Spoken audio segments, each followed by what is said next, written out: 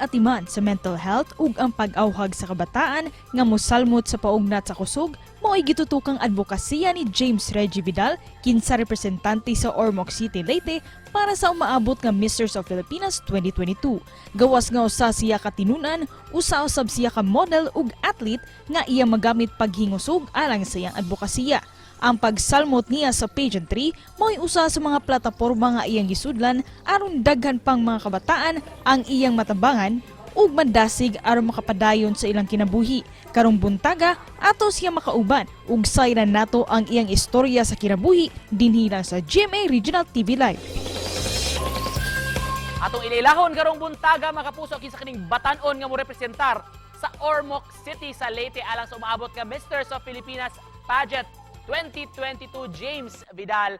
Mayong buntag, kumusta ka James? Ug welcome sa GMA Regional TV Live.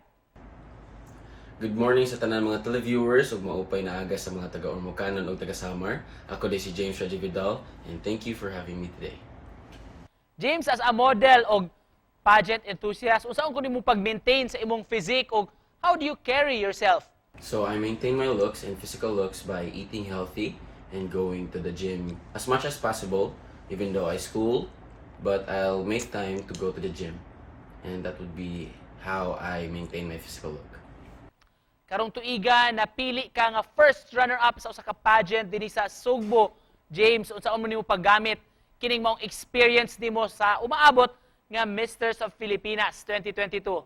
Actually, that was my first pageant here in Cebu, and I was very blessed. I was crowned as the first runner-up, and also I learned a lot of those experience, especially my confidence and how to get along with my co-candidates and my strategy and my techniques and the Q&A portion and the walks, and I will surely apply it in my next pageant, which is Misters of Filipinas 2022. Unsa nakakaandam alang ini nga pageant, James? Ug unsa may mga preparations nga gihimo nimo rong panahona? I feel quite confident that I'm prepared, even though I have a lot of room for improvements, for sure, and especially I'm with my BNB team who are supporting me and guiding me throughout this journey.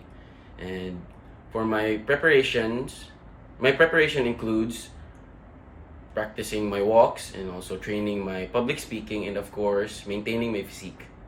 And we'd also like to know, James, what else do you do man aside from joining pageantries o sa imong pag-model? Aside from doing modeling and pageantry, I love to sing and dance, and also I play basketball together with my sibling and my father.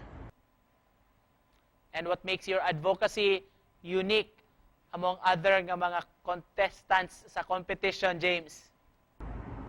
My advocacy is unique among other contestants because it's based on my personal experience. I know how the feeling to be bullied.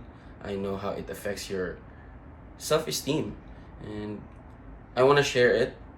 I want to share my personal advocacy so that I can help or be an inspiration to those people who are giving up and help them aim to become a better version of themselves. And can you please invite ni Higayuna, James, at mga kapuso nga suportaan ka sa imong journey di maong pageant? Hi mga kapuso, ako din si James Vidal, usa sa official candidate sa Misters of Filipinas representing my hometown Ormoc City. Inaot na inyo kong suportaan sa akong journey sa MOF 2022, and the coronation night would be on October 16, and see you guys there. Thank you. Isip pa na post, James, unsa may mensahe nimo sa atong mga viewers rong buntaga? So first of all, salamat kaayo sa GMA Regional TV Live for having me today na gi-interview jud ko ninyo, and also sa mga tao na nagsuporta nako karon, my family, my friends, and also my management which is BNB Model Cebu nya inaot na suportaan gyapon ko ninyo sa akong journey sa Misters of Filipinas 2022. Thank you. Salamat, James. Amo kang naila-ila karong buntaga ug tataw gyud nga na kay giliwatan. Mga kapuso, mo representar sa Ormoc City sa umaabot nga Misters of Filipinas pageant, James Vidal.